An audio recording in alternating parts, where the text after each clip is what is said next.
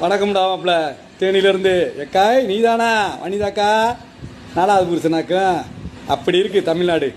ஆமாம், இப்படியே கல்யாணம் முடிச்சுக்கிட்டே இரு. என்ன நாளைக்கு வர மருமையை உன்னைய தூக்கி போட்டே விளக்கமாத்த குட்டி அடிப்பான். உனக்கு ஒரு பொம்பளை பிள்ளை இருக்குன்னு அறிவில்லை.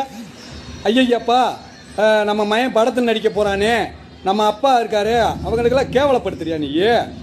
பொதுனிக்கு புருஷை கட்டிக்கிட்டே இருப்பியாக்கா, பூராத்தி கல்யாணத்தை கூப்பிட்டு மவுத்து கிஸ் அடிப்பா நீ. அடுத்து ஏமா உயிரை வாங்குறீங்க? போங்கம்மா, நீங்கள் வெளிநாட்டுக்கு போயிருங்கம்மா, தொலைஞ்சு. இந்தியாவில் ஏமா இருக்கீங்க, தமிழ்நாட்டில் ஏமா இருக்கீங்க? உங்களுக்கெல்லாம் யாருமா உரிமை சீட்டு கொடுத்தது?